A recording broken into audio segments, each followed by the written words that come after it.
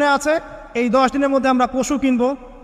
পশু কেনার সময় আপনি আপনার সামর্থ্যের সেরাটা কিনবেন এবং পশুকে কেন্দ্র করে কোনো রকম শো অফ করবেন না। আমারটা 1,60,000, আমারটা 1,80,000, কত ভাই এত গলায় লটকিয়ে দেওয়া, এইসব কাজ করতে যাবেন, ঠিক আছে? কিন্তু পশুকে আপনি মহব্বত করবেন, পশুকে নিজ হাতে খাওয়াবেন, পানি পান করাবেন, যাতে তার প্রতি আপনার মহব্বত সৃষ্টি হয়। এবং এই মহব্বতের প্রাণীটাকে আপনাকে কুরবানি দিতে হবে।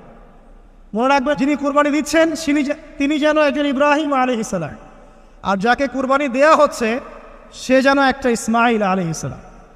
সবচেয়ে প্রিয় বস্তুটাকে কুরবানি করতে হবে। এই জন্যে আপনি আপনার সামর্থ্যের সেরাটা কিনবেন। এখানে অনেক মাসআলা আছে, আমি মাসআলাগুলো দিতে যাচ্ছি না। অনেক বড় বড় আলেম ওলামা আছেন, তাদের শরণাপন্ন হয়ে আপনারা এগুলোর মাসআলা নিয়ে নেবেন, ঠিক আছে? তবে আমি একটা বিষয় বলবো, খালি কুরবানিকে কেন্দ্র করে কোনো রকম রিয়া, অহংকার, লোক দেখানো কাজ করতে যান এবং পরিবেশ দূষণ হয় এমন কোনো কাজ করতে যান। জাস্ট ইসলামের সৌন্দর্য ফুটিয়ে তুলবেন।